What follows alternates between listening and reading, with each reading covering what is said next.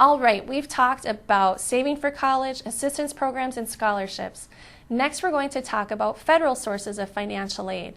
This typically includes grants, work-study, and student loans.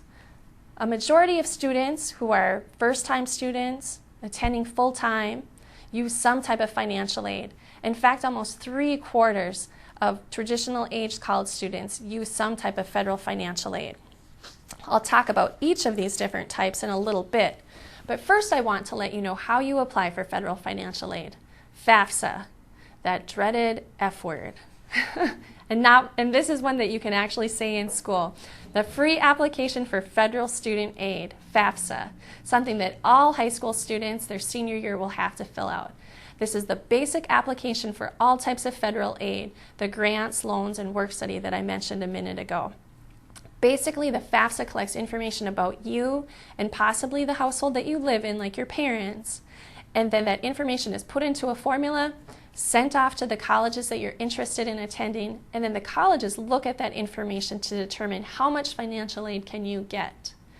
When you're filling out the FAFSA, you don't have to know where you're going to school. You can list up to 10 schools on your FAFSA application, so keep your options open. List any school that you're interested in attending, and that school will send you information to let you know how much financial aid you can get. As I said, you need to complete the FAFSA your senior year, but keep in mind that it does have to be completed every year. So after you are a freshman, you'll have to complete the FAFSA again for your sophomore year, junior year, senior year, and maybe even longer if you go on to grad school or decide to become a doctor. You might be filling out the FAFSA for a long time. But it's not as scary as a lot of people think. It can really be completed in as little as half an hour. The FAFSA can be completed on paper and mailed in or online. The online address is listed on the screen, fafsa.gov or fafsa.ed.gov. The next screen shows you what the actual FAFSA website looks like. It's important to know what this website looks like because keep in mind that first F in FAFSA stands for free. If you spell FAFSA wrong or enter .com or .org instead of .gov, you will not get to a free site. You will get to a site that looks different than this and asks you for $80 to complete the FAFSA. Just like paying money to complete scholarships is not a good idea, it's a waste of your time and money to pay for the FAFSA also. Students and parents who are not quite in their senior year can use the link on the left-hand side of the screen, the FAFSA Forecaster link. This is a great resource for younger students and even seniors to use to figure out how much financial aid they're eligible for. If you remember just a little bit ago, I told you that the FAFSA collects information about you and your parents. It goes into a formula, is sent off to the schools that you've applied to, and then the school notifies you officially how much financial aid you can get. But if you're just dying to know ahead of time what you can get, use the FAFSA Forecaster link to get an estimate. This can also be a really good planning tool for younger students. Sometimes students have an elevated expectation of how much financial aid they can receive.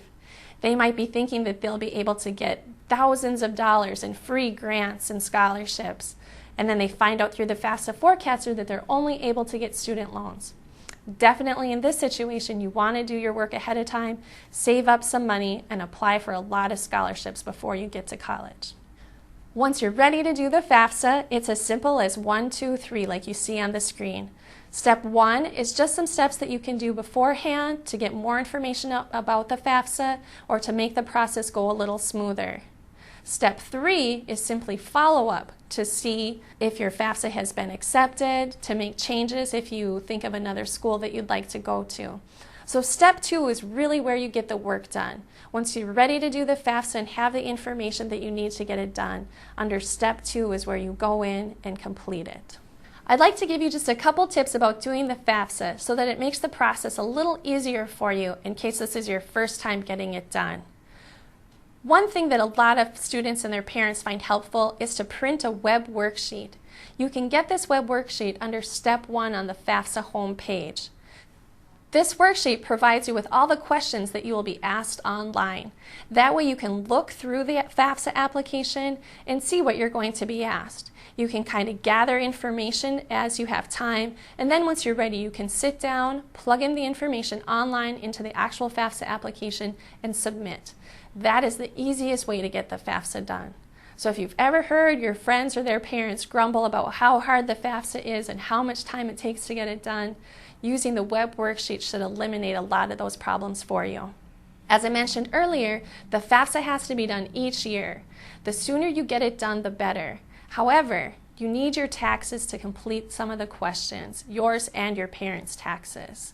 Complete your taxes as soon as possible so that you can get your FAFSA in right away. The priority deadline in North Dakota is March 15th. So I encourage students to always get their FAFSA in by March 1. That way, if you run into any problems or have questions, you'll still have it in way before the deadline. Some financial aid is given away on a first-come, first-served basis, so you want to make sure that you don't miss out on any free money. Once the FAFSA has been submitted, you should follow up with a financial aid office at your school to see if they need any additional documents or if they're missing any information. And then, as I said earlier, keep in mind you do have to do this each and every year. Next, I just want to talk about some frequent errors. These errors are listed on the screen, and these are issues that often cause problems for a lot of students and their parents as they're filling out the FAFSA. So just real briefly, I want to touch on what you can do to alleviate some of the troubles that these issues might cause. It's important when you fill out the FAFSA that you list your name and social security number exactly how they appear on your official social security card. If your name, date of birth, and social security number that you provide on the FAFSA do not match, it will cause your application to error out. Another situation that can cause questions for students and their family is if the parents are divorced, separated, or have never been married and live in separate households. So even though the FAFSA asks for information about a student's mother and father, they only have to list information for one household. And that should be the household that they've lived in more in the past 12 months.